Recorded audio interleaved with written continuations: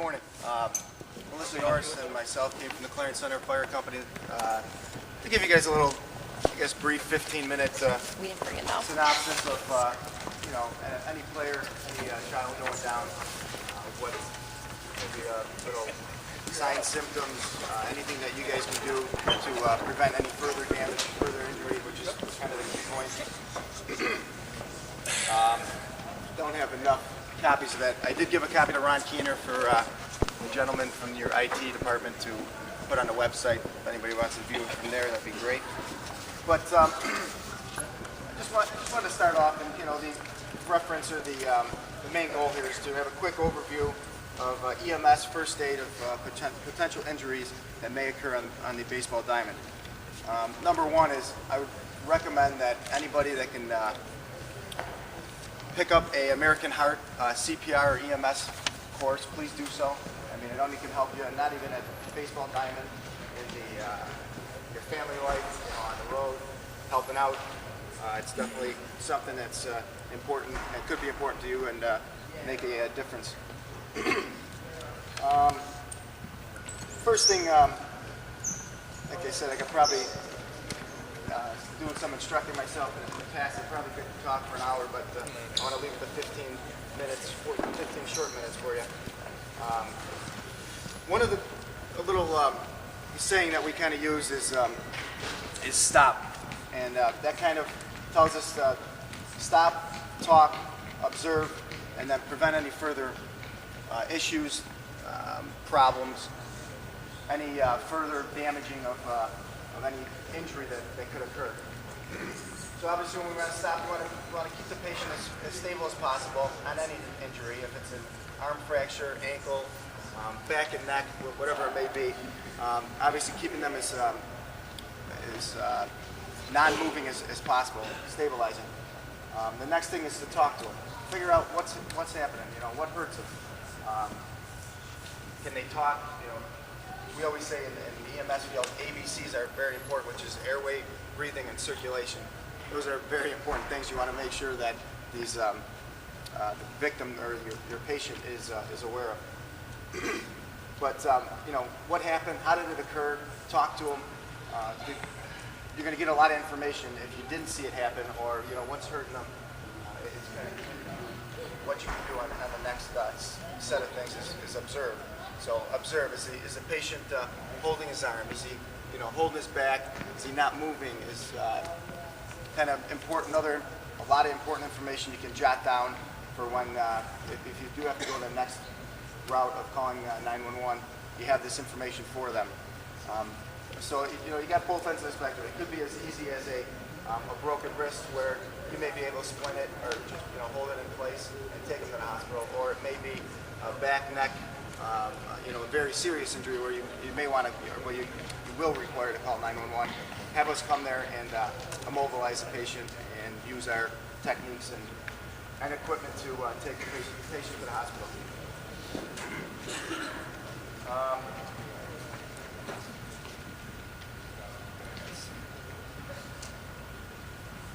I'm just going to touch on the back and neck injuries in general, just because this is a very important part. If it can occur anything. If it's getting struck by a ball, sliding, it's very important that the patient does not get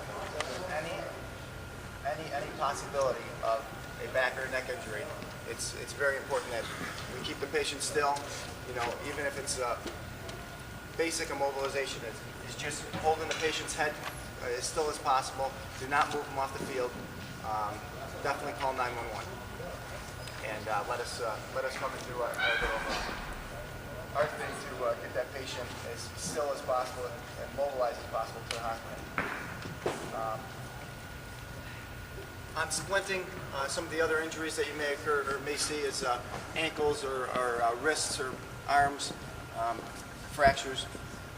Is immobilizing. It kind of it's the same token too. Keeping everything in place. Holding, even if it's a piece of plywood or a piece of cardboard, and you cravat it off or tie it off with a pair of shoelaces or whatever it may be. Use what you have. I know you probably do carry somewhat of basic EMS bag, I'm assuming. That's important as well for any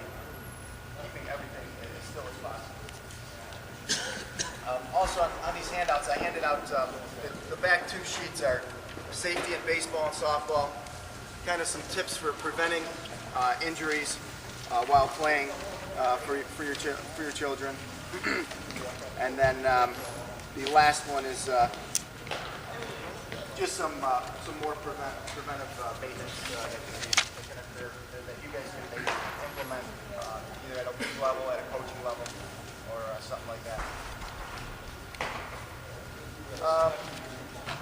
One thing we do tell, kind of a little another saying we use is RICER, R-I-C-E-R, for any injury that does occur, and that's it could be as basic as getting hit by a wall, and then there's some bruising and some swelling, and it's rest, ice, compression, elevation, and then referral. So obviously, depending on what degree that's coming in line, the referral part is probably going to the doctor.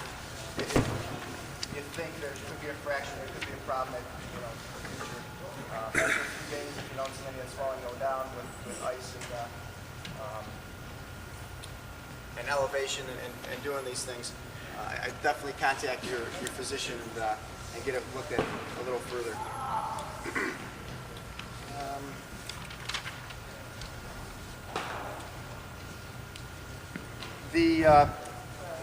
The last thing I was going to touch on is bleeding and hemorrhaging. So any cut, any laceration, can occur. Baseball bat,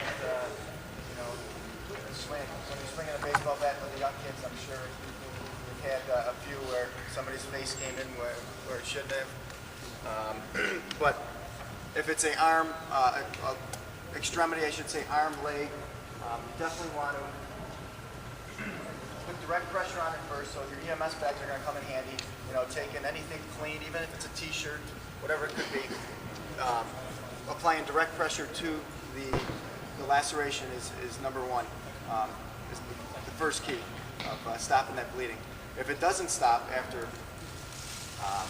just direct pressure, you want to elevate it. So with that gauze on or whatever piece of apparel you have on the laceration, you want to raise that above the heart. Anything to get above the heart is going to hopefully should be your last means is in the field to stop this bleeding. Then it kind of goes on a little bit further. If it's not stopped bleeding from just direct pressure and elevation, obviously it's not something small that's going to be that's going to stop anytime soon. So you either want to get them to the local facility, either a hospital or a clinic that's in the area, or definitely call 911. I mean, we're here. We will be there within minutes, usually in the area. So we're always here for your service.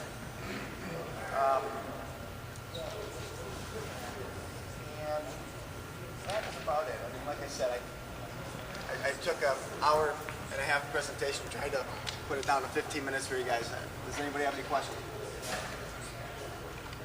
Well, the best thing is if they're hit with a baseball bat, hit with a